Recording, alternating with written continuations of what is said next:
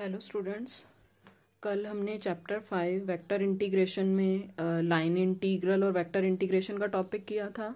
आज हम उसके आगे प्रोसीड करेंगे। आज का हमारा टॉपिक रहेगा सरफेस इंटीग्रल।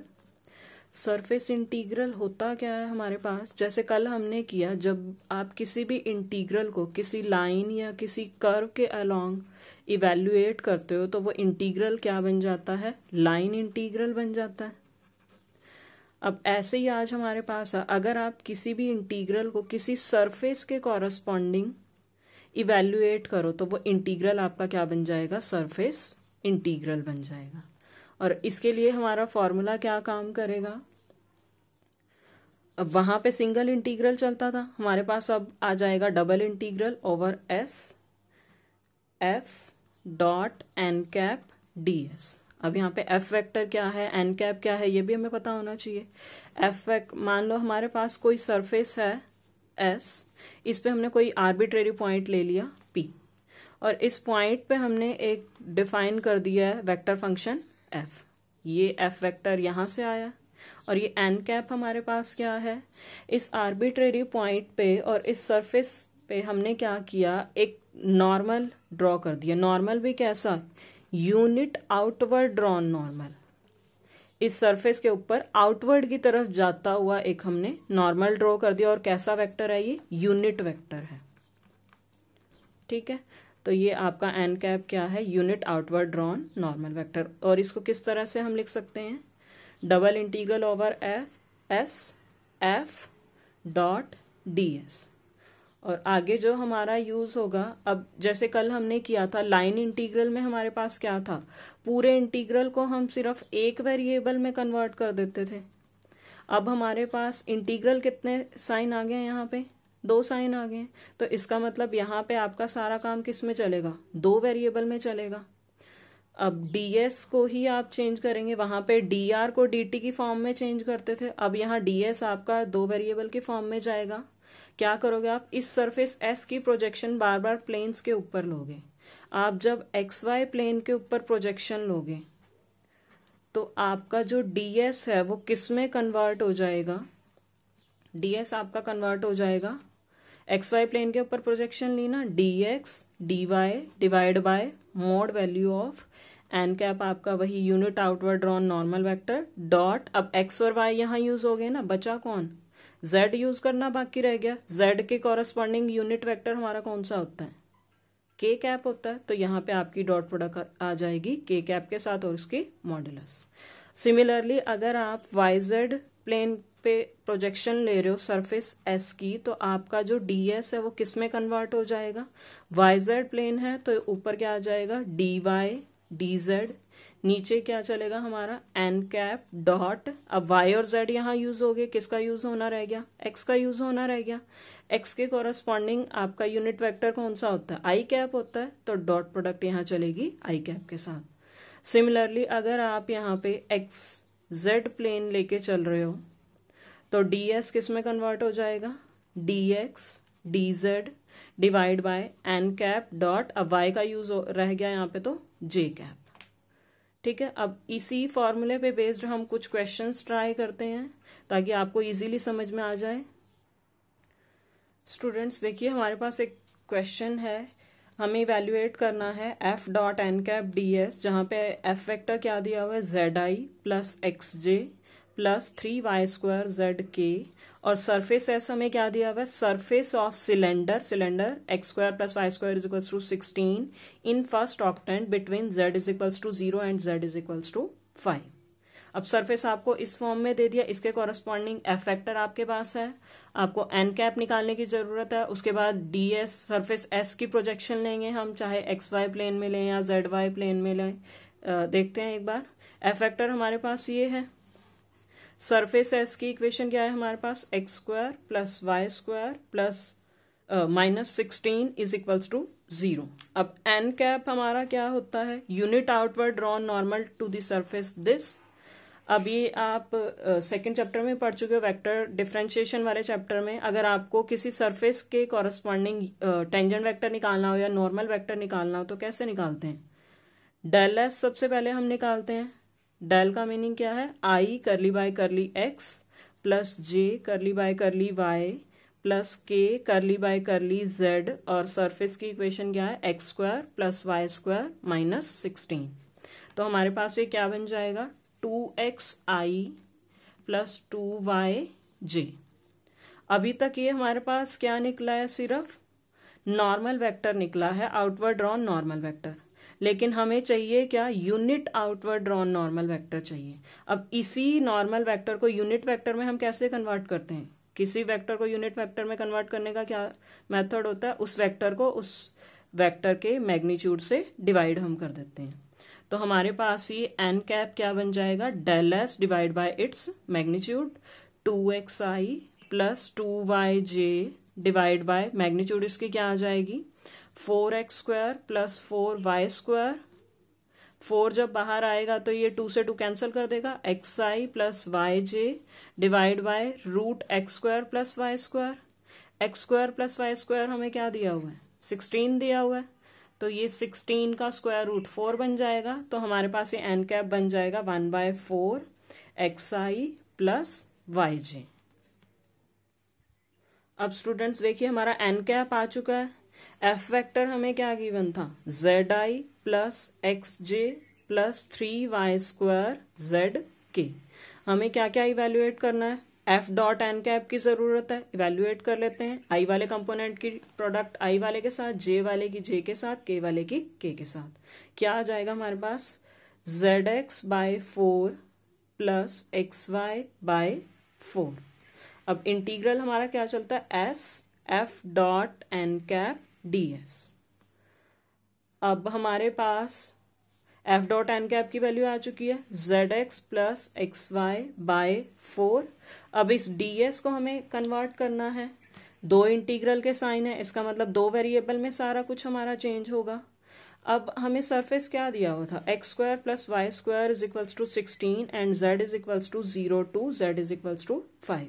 अब एक चीज देखो स्टूडेंट्स कि हमें दो वेरिएबल में इसको कन्वर्ट करना है, और दो वेरिएबल में कन्वर्ट करना है तो दो वेरिएबल की लोअर और अपर लिमिट भी चाहिए होगी, जिसमें से एक की तो हमारे पास ऑलरेडी प्रेजेंट है कि z 0 से 5 तक हमारा जा रहा है। अब आप पे डिपेंड करता है, आप सरफेस एस की प्रोजेक्शन XZ प्लेन पे भी ले सकते हो, या फिर बस ध्यान ये रखना है क्योंकि एक की लिमिट हमें ऑलरेडी गिवन है तो इसको हम इंक्लूड करके चलेंगे। आप XZ प्लेन भी ले सकते हो या YZ प्लेन पे भी प्रोजेक्शन ले सकते हो। अगर हम XZ प्लेन पे प्रोजेक्शन लेते हैं तो हमारा ds किस में कन्वर्ट हो जाएगा, dx dz divide by N cap dot X और जेड का यूज हो गया। अब यहाँ किसका यूज होगा, वाई का यूज होगा, वाई के कॉरस्पॉन्डिंग यूनिट वेक्टर जे कैप। अब एन कैप हमारा ये था x/4i प्लस y/4j, इसकी डॉट प्रोडक्ट जे कैप के साथ लोगे तो क्या आ जाएगा, dx dz बाय y/4, और इसका भी क्या करना है, मैग्नीट्यूड लेना, यही आ जाएगा। तो हमारे पास ये integral S F dot N cap D S क्या बन जाएगा, double integral zx plus xy/4 और dx dz बाय y/4। इस 4 से ये 4 कैंसिल, हमारे पास क्या बचेगा, zx प्लस xy/y। अब dx dz आ गया, इसका मतलब हमारे पास लिमिट किसकी रिक्वायरमेंट है, z और x की लिमिट हमें चाहिए। अब dx अगर आपने यहाँ लिखा है इसका मतलब पहले x के रिस्पेक्ट में इंटीग्रेट करोगे, dz बाद में रखा है इसका मतलब z के रिस्पेक्ट में बाद में इंटीग्रेट करोगे। z की लिमिट हमारे पास ऑलरेडी है 0 to 5, x की लिमिट चाहिए हमें। अब प्रोजेक्शन हमने देखो किस प्लेन में ले लिया, xz प्लेन पे प्रोजेक्शन लिया, xz प्लेन पे प्रोजेक्शन लिया, तो इसका मतलब xz प्लेन में y का कोई काम नहीं होता, हमें x की लिमिट निकालनी है ना। अब y का रोल खत्म हो गया तो यहाँ पे इस y को निग्लेक्ट कर सकते हैं हम। हमारे पास ये इक्वेशन क्या बन जाएगी, X square is equals to 16, x की वैल्यू हमारे पास क्या आ जाएगी, +-4। अब और कंफ्यूजन क्या होगी हमारे पास कि अब लोअर लिमिट एक बार तो देखने में लगेगा कि -4 to 4 चलेगी हमारी लिमिट, लेकिन नहीं। क्यों, क्योंकि हमें स्टेटमेंट में क्या दिया था कि ये सारा सरफेस हमारा कहाँ पे लाई कर रहा है, फर्स्ट ऑक्टेंट में। फर्स्ट ऑक्टेंट में हमारे पास क्या होता है, एक्स वाई जेड ये सब कैसे होते हैं, पॉजिटिव होते हैं। ठीक है, तो इसका मतलब लोअर लिमिट आपकी नेगेटिव, लोअर या अपर कोई भी लिमिट लो, वो आपकी नेगेटिव नहीं जा सकती। तो यहाँ से आपके पास क्या आ जाएगा, x कहाँ से कहाँ तक चला जाएगा, स्टार्ट कहाँ से होगा, अब वो 0 से स्टार्ट होके कहाँ तक चला जाएगा, 4 तक। तो हमारे पास अब x की भी लिमिट आ गई 0 to 4। ठीक है, अब हमारे पास ये क्या बन जाएगा, z is equals to 0 to 5 integration x is equals to 0 to 4 Z X by Y, और एक्स वाई बाय वाई करेंगे तो x आ जाएगा सिर्फ। अब पूरी इक्वेशन हमारी D x D Z x और जेड की फॉर्म में आ गया। अब इस y को भी चेंज करने की ज़रूरत है, क्योंकि पूरे इंटीग्रल को अगर मैंने 2 वेरिएबल के फॉर्म में लाए हैं तो जो तीसरा वेरिएबल एक्स्ट्रा उसको भी रिमूव करना पड़ेगा। ये कैसे रिमूव होगा, हमारे पास x और y का रिलेशन दिया हुआ है, इस रिलेशन से y की वैल्यू फाइंड आउट कर लो। y की वैल्यू क्या आ जाएगी, square root 16 minus X square. इस वैल्यू को पुट कर लेते हैं हम, हमारे पास क्या बन जाएगा, z from 0 to 5, x from 0 to 4, zx divide by root 16 minus X square plus X D Z. ठीक है, अब स्टूडेंट्स देखो, हमें किसके रिस्पेक्ट में सबसे पहले इंटीग्रेट करना है, एक्स के रिस्पेक्ट में। एक्स के रिस्पेक्ट में इसका इंटीग्रेशन तो सीधे हो जाएगा एक्स स्क्वायर बाय 2। इसके इंटीग्रेशन को हैंडल करना है। अब इसके इंटीग्रेशन को हैंडल करने के लिए हम क्या कर सकते हैं, अब नीचे हमारे पास रूट 16 माइनस एक्स स्क्वायर पड़ा है। अगर इस 16 माइनस एक्स स्क्वायर को हम t एज्यूम कर लें तो हमारे पास क्या बन जाएगा, minus 2x dx is equals to dt। x तो हमारे पास ऑलरेडी है, तो इस माइनस 2x को लाने के लिए माइनस 2 से मल्टीप्लाई कर देंगे और डिवाइड भी कर देंगे। हमारे पास क्या बचेगा, x is equals to 0 to 4 minus z by 2 minus 2x by root 16 minus X square plus x dx dz। z from 0 to 5 x, जब आप इसका इंटीग्रेशन करेंगे, इसको t अगर आपने मान लिया तो ये क्या बन जाएगा, dt by T root T बन जाएगा। उसका इंटीग्रेशन सॉल्व करोगे, हमारे पास सिंप्लीफाई करके क्या रहेगा, minus Z by 2 square root 16 minus X square by 1 by 2 plus X square by 2 D Z. Limit put करेंगे साथ में 0 to 4।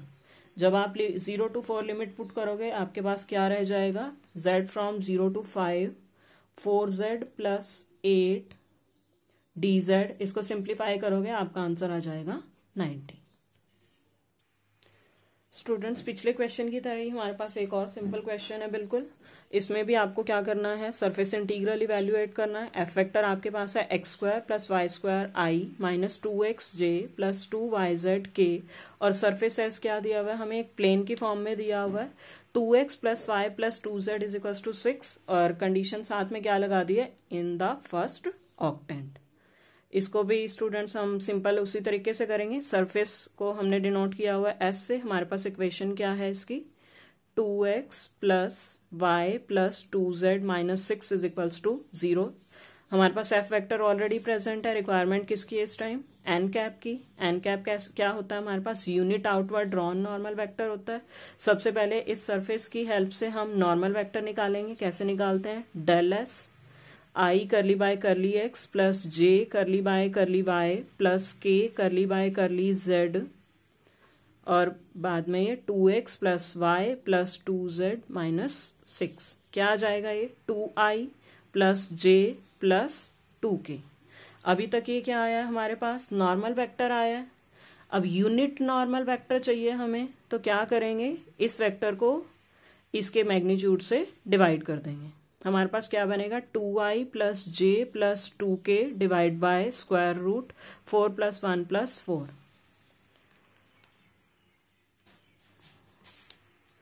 Two I plus J plus 2k divide by 3।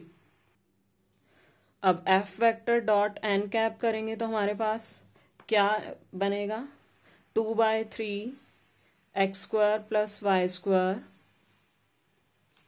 Minus 2/3 X के वाले की के वाले के साथ प्लस 4/3 वाई जेड।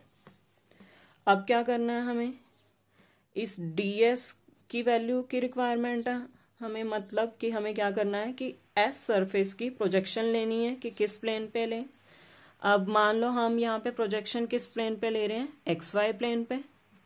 इसका मतलब हमारी रिक्वायरमेंट किसकी रहेगी, एक्स और वाई के कॉरस्पॉन्डिंग लिमिट्स की रिक्वायरमेंट है हमें। अब यहाँ पे एक्स वाई प्लेन पे अगर आपने प्रोजेक्शन ली, इसका मतलब जेड का रोल खत्म हो गया हमारे पास। एस सरफेस की इक्वेशन क्या थी, 2x plus Y plus 2z is equals to 6। अब इसमें जेड का रोल खत्म हो गया तो इसको यहीं पे निग्लेक्ट कर सकते हैं। 2x plus Y is equals to 6।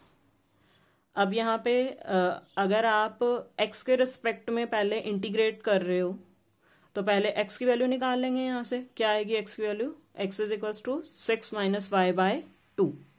और फिर उसके बाद जब आपने, बस यहाँ पे लिमिट्स का आपको बहुत ध्यान रखना है कि आपने एक बार x की वैल्यू निकाल ली, x का काम अब खत्म हो गया। हमारे पास इक्वेशन क्या बची थी, 2x plus Y is equals to 6। x का काम खत्म हो गया तो अब इसको भी निग्लेक्ट कर देंगे। एंड में हमारे पास y की लिमिट क्या बच जाएगी, y इज इक्वल्स टू 6। और साथ में हमें दिया क्या हुआ था कि ये सारा सरफेस कहाँ पे लाई कर रहा है, फर्स्ट ऑक्टेंट में है। फर्स्ट ऑक्टेंट में फिर से लोअर लिमिट हमारे पास x की क्या चलेगी, 0, और अपर क्या आ जाएगी 6 माइनस वाई बाय 2। y की लोअर लिमिट क्या चलेगी, 0, और अपर क्या आ जाएगी 6। अब वैल्यू पुट कर देते हैं सारी। और ध्यान एक चीज का और आपको रखना है कि जो लिमिट आपकी कांस्टेंट आई है, y की लिमिट जैसे यहाँ पे कांस्टेंट आई है ना, उसके रिस्पेक्ट में आपको लास्ट में इंटीग्रेट करना है। पहले आपको उसके रिस्पेक्ट में इंटीग्रेट करना होता है जिसकी लिमिट आपने वेरिएबल की फॉर्म में निकाली है, ताकि एंड में हमारे पास आंसर कांस्टेंट की फॉर्म में आ सके। अब y की लिमिट हमारे पास कांस्टेंट की फॉर्म में आई है तो y के रिस्पेक्ट में एंड में इंटीग्रेट करेंगे। y की लिमिट लास्ट में लिखी जाएगी, y फ्रॉम 0 to 6, और x कहाँ से कहाँ तक है, 0 to 6 माइनस वाई बाय 2। और f डॉट एन कैप हमारा किसके इक्वल आया था, 2/3 X square plus Y square minus 2/3 x plus 4/3 Y Z. और x के रिस्पेक्ट में पहले करें तो फिर यहाँ dx dy, और नीचे डिवाइड में हमारा क्या चलता है, N cap dot X Y plane यहाँ यूज हो गया। यहाँ किसकी कमी है, z को यूज करने की कमी है। z के कॉरस्पॉन्डिंग कौन सा होता है हमारे पास यूनिट वेक्टर, k कैप होता है, ले लो यहाँ पे। क्या बनेगा फिर ये, y from 0 to 6, x from 0 to 6 minus Y by 2, 2/3 बाहर ले सकते हैं हम, X square plus Y square minus X plus 2yz। N dot K cap हमारे पास क्या बनेगा, एन हमारे पास क्या था, ये था। इस वेक्टर की के कैप के साथ प्रोडक्ट डॉट प्रोडक्ट लेंगे, क्या आ जाएगा 2/3, मतलब डिवाइड में 2/3 dx dy। इस 2/3 से ये 2/3 कैंसिल हो जाएगा। हमारे पास अब क्या बच जाएगा, अभी तक हमने एक्स वाई की फॉर्म में सारी इक्वेशन ले आए हैं, लेकिन यहाँ पे अब ये z वेरिएबल भी प्रेजेंट है, इस z को भी रिमूव करना होगा। वो z कैसे रिमूव करेंगे, हमारे पास सरफेस की इक्वेशन क्या थी, 2x plus Y plus 2z is equals to 6। यहाँ से z की वैल्यू क्या आ जाएगी, 6 minus 2x minus Y by 2। जब आप इस z की वैल्यू को यहाँ पुट करोगे आपके पास आ जाएगा, ये आ जाएगा आपके पास, जब z की वैल्यू आपने पुट की। अब क्या करना है, सीधे सीधे इंटीग्रेट कर सकते हैं। पहले x के रिस्पेक्ट में इंटीग्रेट करेंगे, हमारे पास बनेगा 0 to 6 24y का इंटीग्रेशन x के रिस्पेक्ट में क्या आएगा, 24xy minus 8x square Y by 2 dy, और लिमिट क्या चलेगी 0 to 6 माइनस वाई बाय 2। यहाँ पे स्टूडेंट्स आपको पुट करते टाइम ज्यादातर स्टूडेंट्स जो मिस्टेक करते हैं वो यही करते हैं कि x की वैल्यू पुट करने के बजाय वो y की वैल्यू पुट कर देते हैं। ध्यान यही रखना है कि आपको यहाँ पे वेरिएबल x की वैल्यू पुट करनी है, ये जो इस वेरिएबल की फॉर्म में है। जब आप ये वैल्यू पुट कर दोगे आपके पास यहाँ से आ जाएगा 1/4 integration 0 to 6 36y minus Y cube dy।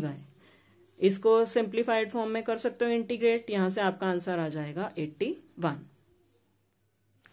Student देखिए नेक्स्ट क्वेश्चन हमारे पास एक है, एफ वेक्टर जिसमें गिवन है 4xzi minus Y square J plus Y Z K, और सरफेस हमें क्या दिया हुआ है, surface is a cube bounded by x is equals to 0, x is equals to 1, y is equals to 0, y is equals to 1, z is equals to 0 and z is equals to 1। सबसे पहले हम क्या कर लेते हैं, इस cube की एक फिगर को थोड़ा रफली ड्रॉ कर लेते हैं। क्यूब सबको बनाना आता ही है, ये क्यूब हमने बना दिया है।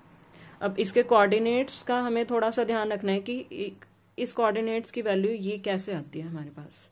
ठीक है, ये हमारे पास एक्स एक्सिस है, ये वाई एक्सिस है, ये जेड एक्सिस है। अब एक्स एक्सिस पे हमारे पास एक क्या है, पॉइंट ए है। एक्स एक्सिस पे हमारे पास 3 डायमेंशन में हमारा काम चल रहा है। एक्स एक्सिस पे बात चल रही है, एक्स एक्सिस पे क्या होगा, वाई और जेड 0 चलेंगे। एक्स एक्सिस पे वाई और जेड 0 है, और एक्स हमारे पास क्या चलेगा, अब एक्स यहाँ पे तो नहीं है ना, एक्स यहाँ पे है, यहाँ पे होता तो 0 होता है। अब यहाँ पे आया हुआ है तो इसका मतलब एक्स हमें दिया क्या होगा, साथ में 1 दिया हुआ है, तो इस कोऑर्डिनेट की क्या वैल्यू हो जाएगी, एक्स एक्सिस पे है तो एक्स की वैल्यू 1, वाई 0, जेड 0। सिमिलरली ये पॉइंट हमने लिया बी, ये किस एक्सिस पे लाई कर रहा है, वाई एक्सिस पे लाई कर रहा है। वाई एक्सिस पे हमारे पास एक्स और जेड कोऑर्डिनेट क्या होते हैं, 0 होते हैं, एक्स कोऑर्डिनेट 0, जेड कोऑर्डिनेट 0। अब वाई यहाँ पे लाई कर रहा है तो वाई की वैल्यू हमें साथ में क्या दी हुई है, 1 गिवन है, तो वाई कोऑर्डिनेट क्या बन जाएगा, 1। ऐसे ही थर्ड पॉइंट हमारा जेड एक्सिस पे लाई कर रहा है सी, जेड एक्सिस पे क्या होता है, एक्स और वाई कोऑर्डिनेट 0, और जेड यहाँ पे क्या चलेगा, 1 चलेगा, क्योंकि हमें 1 गिवन है। ठीक है, अब हमारे पास इस पॉइंट को हमने नाम दे दिया m। अब ये पॉइंट हमारा किस किस प्लेन के अंदर लाई कर रहा है, एक्स और वाई प्लेन के अंदर लाई कर रहा है, एक्स वाई प्लेन के अंदर। एक्स वाई प्लेन के अंदर हमारे पास क्या होता है, z 0 होता है, तो z का कोऑर्डिनेट हो गया 0, और x और y हमारे पास क्या चल रहे थे, 1। x और y दोनों की वैल्यू हो गई 1। और ये अब n पॉइंट ले लिया, n पॉइंट हमारा किस प्लेन में लाई कर रहा है, yz प्लेन के अंदर लाई कर रहा है। yz प्लेन के अंदर x क्या चलता है, 0 चलता है, x कोऑर्डिनेट की वैल्यू 0, yz हमारे क्या आ जाएंगे, दोनों 1 के इक्वल। ये L पॉइंट हमारा किस में है, xz प्लेन में है, xz प्लेन में y 0 चलेगा हमारा, y 0 है, और x और z कितना चलेगा, 1। और ये हमारा P पॉइंट देखने में लग रहा होगा कि शायद ये xy प्लेन में है या yz प्लेन में है, लेकिन ये हमारा पॉइंट सारे प्लेन से थोड़ा वो 3 डायमेंशन बाहर की तरफ निकला हुआ है। तो ये पॉइंट हमारा क्या चलेगा कि ये 1 1 1, एक्स वाई जेड तीनों के कोऑर्डिनेट क्या थे, 1 1 1। अब आपको इसमें भी सरफेस इंटीग्रल इवैल्यूएट करना है। अब इसमें आप कैसे कैसे इवैल्यूएट करेंगे, क्यूब है हमारे पास, क्यूब के कितने सरफेस होंगे, एक ये हो गया, एक 2, एक ये 3 4, ये बॉटम वाला 5, और ये रूफ, ये टॉप वाला 6। 6 फेसेस के कॉरस्पॉन्डिंग हम 1 बाय 1 चलते जाएंगे और इंटीग्रल को इवैल्यूएट करते जाएंगे। सबसे पहले मान लो हम बात करते हैं किस सरफेस की, AMPL सरफेस है हमारा, AMPL। कौन सा सरफेस है, ये वाला AMPL। ये सरफेस किसके पैरेलल दिखाई दे रहा है, इस वाले प्लेन के, इस वाले सरफेस के पैरेलल दिख रहा है। और ये सरफेस किस प्लेन में लाई कर रहा है, ये OBNC सरफेस YZ प्लेन में लाई कर रहा है। इसका मतलब मैं बोल सकती हूँ कि ये सरफेस मेरा किस प्लेन के पैरेलल है, YZ प्लेन के पैरेलल है, पैरेलल टू YZ प्लेन। ठीक है, YZ प्लेन के पैरेलल है, YZ प्लेन के अंदर नहीं लाई कर रहा है, ये YZ प्लेन के पैरेलल है।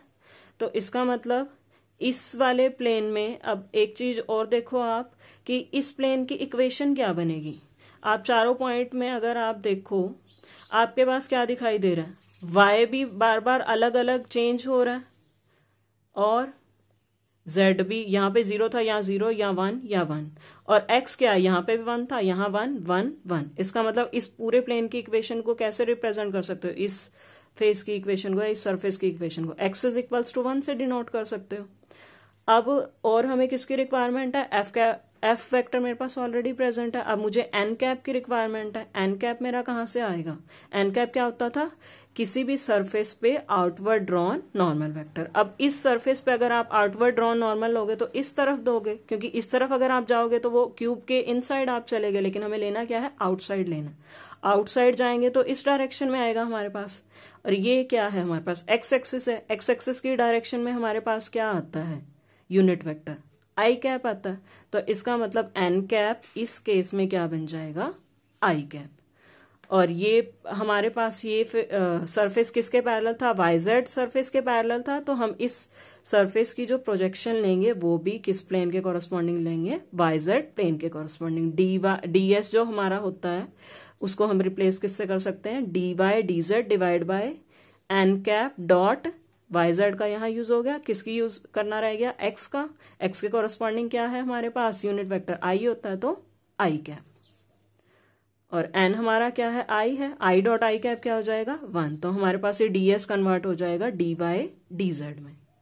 और हमारे पास ये अभी तक हम किसके कॉरस्पॉन्डिंग निकाल रहे हैं, A M P L surface के कॉरस्पॉन्डिंग।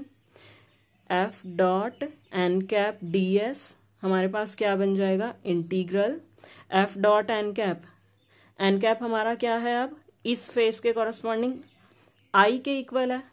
इसका मतलब एफ वेक्टर की डॉट प्रोडक्ट इसके साथ लेंगे, क्या आ जाएगा, सिर्फ 4xz, और वाई जेड प्लेन लिया है तो डी वाई डी जेड। अब डी वाई डी जेड आया तो हमें लिमिट की भी जरूरत पड़ेगी। लिमिट हमारी कहाँ से आएगी, हमें क्योंकि पूरे में क्या दिया हुआ है, क्यूब के हर एक उसकी लाइन की वैल्यू दी हुई है, कहाँ से स्टार्ट हो रहा है, 0 से स्टार्ट हो रहा है, हर एक कोऑर्डिनेट कहाँ खत्म हो रहा है, 1 पे। तो इसका मतलब यहाँ पे भी लिमिट यही चलेगी, पहले y के रिस्पेक्ट में इंटीग्रेट कर रहे हैं तो y is equal to 0 to 1 और फिर z is equal to 0 to 1। ठीक है, अब वाई जेड प्लेन अगर हमारा आ गया है, लेकिन यहाँ पे तो एक्स्ट्रा हमारे पास x आया हुआ है, इस x को रिमूव करना पड़ेगा। इस प्लेन की अभी मैंने इक्वेशन क्या बताई थी, x इज इक्वल टू 1, इस x की वैल्यू को यहाँ पुट कर दो, क्या आ जाएगा, z from 0 to 1, y from 0 to 1, 4z dy dz। Simplify करेंगे हमारे पास क्या आएगा, z फ्रॉम 0 to 1, इस पूरे का इंटीग्रेशन y के रिस्पेक्ट में क्या आएगा, 4yz limit 0 to 1 dz, 0 to 1 4z dz, ये बन जाएगा आपका 4z स्क्वायर बाय 2, 2 से 2 कैंसल, 0 to 1 वैल्यू आ जाएगी इसकी 2। ठीक है, हमारे पास इस सरफेस इंटीग्रल की वैल्यू सिर्फ इस एक सरफेस के कॉरस्पॉन्डिंग निकालनी है। ऐसे ही हमें 1 by 1 टोटल कितने सरफेस थे हमारे क्यूब में, 6 सरफेसेस थे, 6 सरफेसेस के कॉरस्पॉन्डिंग 1 by 1 हम निकालते जाएंगे। अभी हमने ए एम पी एल लिया था, अब इसके पैरेलल वाला सरफेस ही ले लेते हैं। इसके पैरेलल कौन है, ओ बी एन सी। अब ले लेते हैं O B N C surface. ये तो ऑलरेडी वाई जेड प्लेन में लाई कर रहा है हमारे पास, तो इसका मतलब इस सरफेस की प्रोजेक्शन भी हम किस प्लेन के कॉरस्पॉन्डिंग लेंगे, वाई जेड प्लेन के कॉरस्पॉन्डिंग। यहाँ पे भी आपका डीएस किस में कन्वर्ट हो जाएगा, डी वाई डी जेड में। अब यहाँ पे एन कैप आपका क्या होता है, फिर से ये सरफेस हमारा आया हुआ है, एन कैप क्या, unit outward drawn normal vector. अगर आप इधर जाओगे तो वो इनवर्ड हो जाएगा, कहाँ जाना पड़ेगा हमें, यहाँ। अब एक चीज देखो, एक्स एक्सिस इस डायरेक्शन में जा रही है और हमारा यूनिट वेक्टर कहाँ जा रहा है, इस डायरेक्शन में जा रहा है। अगर इस डायरेक्शन में जाता तो वो आई कैप बन जाता, इस डायरेक्शन में जा रहा है तो इसका मतलब वो नेगेटिव की डायरेक्शन में जा रहा है, इसका मतलब हमारे पास एन कैप क्या बन जाएगा, माइनस आई कैप। ठीक है, और इसके बाद जब आप कैलकुलेट करोगे एफ डॉट एन कैप, आपके पास ये क्या बन जाएगा, -4xz। और इस पूरे सरफेस में अब वो हमारा जो सरफेस था एक्स-जेड वाई-जेड प्लेन के पैरेलल था, इसलिए इस सरफेस की हमने equation x is equal to 1 ली थी। ये ऑलरेडी वाई-जेड प्लेन के अंदर लाई कर रहा है, और वाई-जेड प्लेन के अंदर हमारे पास क्या होता है, x का कोई काम नहीं होता। x हमारा क्या होता है, उस पूरे प्लेन के अंदर 0 चलता है। इसका मतलब हमारे पास इस सरफेस की इक्वेशन क्या चलेगी, x इज इक्वल्स टू 0। जब इस x की वैल्यू को यहाँ पुट कर दोगे, हमारा ये पूरी वैल्यू किस में कन्वर्ट हो जाएगी, 0 में। तो इसको आगे इवेल्युएट करने की जरूरत नहीं है। इस सरफेस के कॉरस्पॉन्डिंग आपके पास इंटीग्रल की क्या वैल्यू आ जाएगी, 0। अब नेक्स्ट हम सरफेस लेके चलते हैं MBNP सरफेस। MBNP कौन सा है, MBNP ये वाला है हमारे पास सरफेस, और ये हमारे पास किसके पैरेलल दिखाई दे रहा है, इस वाले सरफेस के पैरेलल दिखाई दे रहा है। और ये सरफेस किस में लाई कर रहा है, एक्स-जेड प्लेन के अंदर लाई कर रहा है। इसका मतलब ये सरफेस मेरा पैरेलल किसके है, एक्स-जेड प्लेन के। एक्स-जेड प्लेन के पैरेलल है, एक्स-जेड प्लेन के अंदर नहीं लाई कर रहा है। इसका मतलब इस वाले सरफेस की इक्वेशन क्या चलेगी, फिर से y इज इक्वल्स टू 1 थी, जैसे वहां पे x इज इक्वल्स टू 1 थी, वैसे ही ये पैरेलल जा रहा है तो इसकी y इज इक्वल्स टू 1। और एन कैप हमारा क्या होता है, unit outward drawn normal vector. ये हमारा सरफेस है, यूनिट आउटवर्ड कहाँ जाएगा, इधर बाहर की साइड जाना पड़ेगा। अब ये हमारी वाई एक्सिस है, इसके पैरेलल जाएगा या इसी के डायरेक्शन में चला जाएगा, तो इस डायरेक्शन में हमारे पास यूनिट वेक्टर कौन सा होता है, जे कैप होता है। इसलिए एन कैप मेरा क्या बन जाएगा, जे कैप। ठीक है, अब मेरा जो इंटीग्रल है किस में कन्वर्ट हो जाएगा, एन कैप मेरा जे कैप आ चुका है। एफ डॉट एन कैप लेते हैं। एफ वेक्टर हमारे पास ये था, मतलब जे वाले कंपोनेंट की प्रोडक्ट जे वाले के साथ होगी। हमारे पास क्या आ जाएगा, माइनस वाई स्क्वायर, और यहाँ वाई एक्स जेड प्लेन के ऊपर हमने प्रोजेक्शन ली है, तो D x D z divide में क्या करेंगे, एन कैप डॉट एक्स और जेड का यूज हो गया, किसका यूज करना बाकी है, वाई का। वाई के कॉरस्पॉन्डिंग क्या होता है, यूनिट वेक्टर जे कैप। एन हमारा जे था, जे डॉट जे क्या आ जाएगा, 1। तो हमारे पास ये बन जाएगा double integration minus Y square d x D z. अब इस y को भी x या z की फॉर्म में लाना पड़ेगा। हमारे पास इस सरफेस की इक्वेशन क्या थी, y is equals to 1, value put कर दो यहाँ पे। और x और z की लिमिट क्या चलेगी, स्टार्टिंग में ही हमें दे ही रखी है 0 to 1, और z भी हमारा 0 to 1। ये क्या बन जाएगा, minus D x D Z. Simplify करोगे आपके पास इसकी वैल्यू आ जाएगी -1। स्टूडेंट्स देखो नेक्स्ट हम कौन सा सरफेस ले रहे हैं, ए ओ सी एल। ए ओ सी एल कौन सा है, ए ओ सी एल, ये वाला सरफेस है।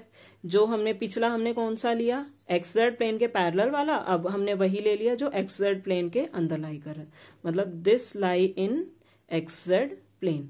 एक्स जेड प्लेन में लाई कर रहा है, तो हमारे पास इस सरफेस की इक्वेशन क्या जाएगी, एक्स जेड प्लेन में वाई क्या चलता है, 0 चलता है, और हमारे पास बाकी सारा सेम चलेगा।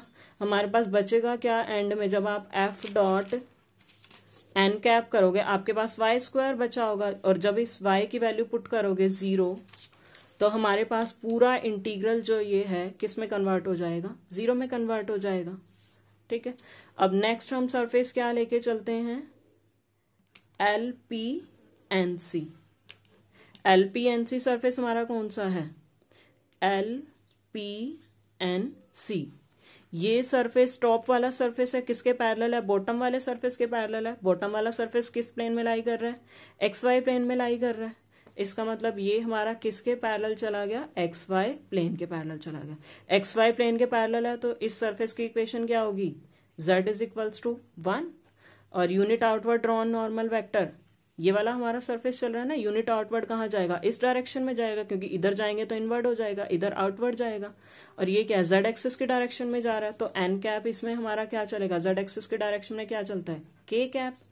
तो हमारे पास एफ डॉट एन कैप हमारे पास क्या बन जाएगा, सिर्फ के वाले कंपोनेंट की प्रोडक्ट होगी, बच जाएगा हमारे पास वाई जेड।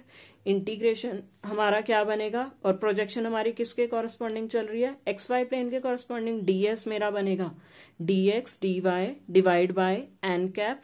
एक्स और वाई का यूज हो गया, यूज किसका नहीं हुआ, जेड का। जेड के कॉरस्पॉन्डिंग क्या होता है हमारे पास, के कैप, इसकी ले लो के कैप। और एन क्या है हमारा, के कैप, के डॉट के कैप 1 आ जाएगा, और यहाँ पे एफ डॉट एन कैप क्या आया हुआ है, वाई जेड। ठीक है, और लिमिट हमारी क्या चलेगी, x is equals to 0 to 1 और y is equals to 0 to 1। अब इस सरफेस की इक्वेशन क्या है, z is equals to 1, z को 1 पुट कर दो हमारे पास। ये हमारे पास क्या बच जाएगा, सिर्फ y dx dy, और ये भी हमारा 1 बन चुका है। y from 0 to 1, x from 0 to 1, y dx dy क्या आ जाएगा, सिंप्लीफाई करोगे y from 0 to 1, x from 0 to सीधा इंटीग्रेट कर देते हैं, क्या हो जाएगा, x y 0 to 1 d y. जब आप इसको सिंप्लीफाई करोगे, बिल्कुल सिंपल है इंटीग्रेशन, सिंप्लीफाई करके स्टूडेंट्स आपका ये बन जाएगा 1/2। सिमिलरली आप कर सकते हो ओ ए एम बी के corresponding. O A M B हमारा कहाँ लाई कर रहा है, एक्स वाई प्लेन में लाई करेगा। एक्स वाई प्लेन में फिर से देखो कि इक्वेशन क्या चलेगी इस सरफेस की, z इज इक्वल्स टू 0। जैसे ही आप z is equals to 0 put करोगे आपका पूरा इंटीग्रल खत्म हो जाएगा यहाँ, क्योंकि वाई जेड आपका आया हुआ था। z को जैसे ही आपने 0 पुट किया खत्म हो गया, ये पूरा इंटीग्रल 0 बन गया। अब फाइनल आंसर आपका क्या आएगा, आपने जो 6 सरफेसेस के कॉरस्पॉन्डिंग इंटीग्रल की वैल्यू निकाली है उन सबको ऐड कर दो, आपका फाइनल आंसर आ जाएगा। जैसे एफ डॉट एन कैप है, फर्स्ट के कॉरस्पॉन्डिंग आपका आया था 2, फिर 0, फिर नेक्स्ट आपका आया था -1, फिर 0, फिर 1/2, फिर 0। सिंप्लीफाई करके आपका आ जाएगा 3/2। स्टूडेंट, जितनी भी टिपिकल प्रॉब्लम्स मैं आपके लिए सॉल्व कर सकती थी मैंने अपनी तरफ से ट्राई किया है। बाकी आपको आगे इसमें कोई दिक्कत आएगी नहीं। फिर भी अगर आपको कोई भी डाउट रहता है तो आप मुझे व्हाट्सएप या कॉल कर सकते हैं। सरफेस इंटीग्रल के लिए हम इतना ही टॉपिक करेंगे। इसके बाद नेक्स्ट वीडियो जो मेरी अपलोड होगी वो होगी वॉल्यूम इंटीग्रल पे। Thank you so much students.